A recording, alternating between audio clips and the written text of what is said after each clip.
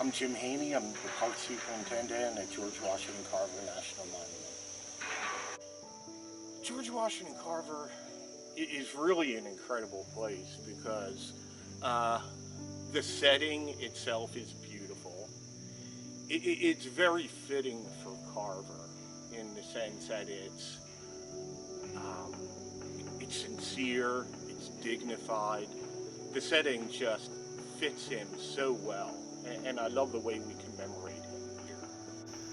Carver is really a story that appeals to so many people.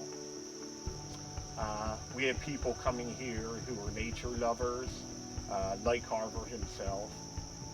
So there's a lot to explore here for the nature lover. For the lover of history, Carver's had an incredibly compelling life and certainly a very strong legacy. Also, Carver as a character appeals to a wide spectrum of people.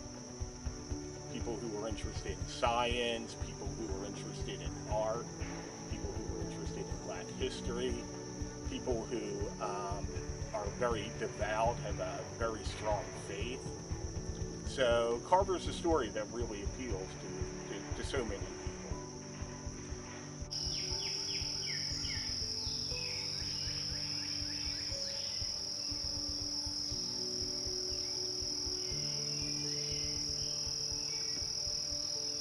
My name is Valerie Golden. I'm a park guide at George Washington Carver National Monument.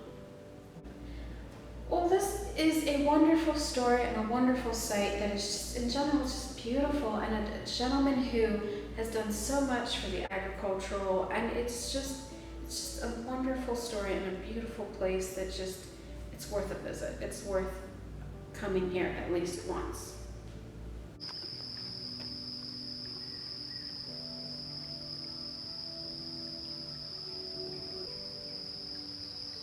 My name is Sarah Martin, and I'm a park guide here at George Washington Carver National Monument. George Washington Carver National Monument is a park dedicated to the life and legacy of George Washington Carver. From him being born on this 240-acre farm, which is where the monument exists today in Diamond, Missouri, to him as an older gentleman working at Tuskegee Institute, where he spent the last 47 years of his life. There's so much about George Washington Carver that is meaningful.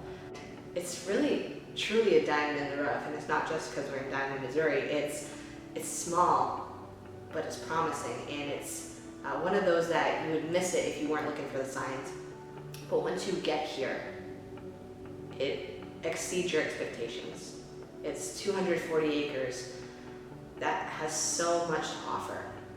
A lot of nature. Most of the parks I've worked in have been urban parks. They've been right in the city. So to work in a rural area is a little different. We have beautiful prairie with over 400 plant taxa, pond. We have tons of birds. You can just sit out there and meditate and reflect in nature, and it truly brings you bliss. And so to be able to not only talk about the cultural rich history, but the natural history of this area too is pretty unique and special.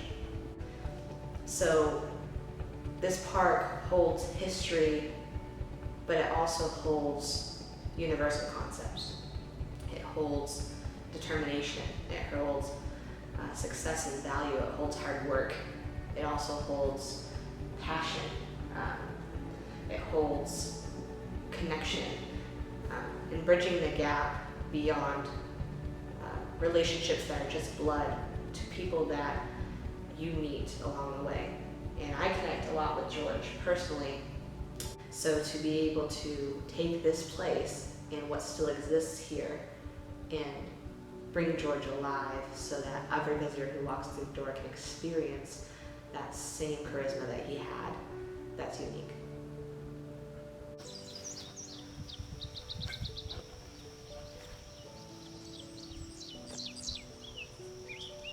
My name is Ryan O'Connell, and I'm a park guide at George Washington Carver National Monument. George Washington Carver National Monument is just this fantastic place, and when we first came as a visitor several years ago, we were impressed with the beauty of this place. The George Washington Carver story is compelling, and it was a small park. talking to visitors, we get the comment a lot of times, just like, I didn't realize that this is such a fantastic park. We just were kind of coming by. We were going to only be here for about an hour. We probably should have stayed 3 or more.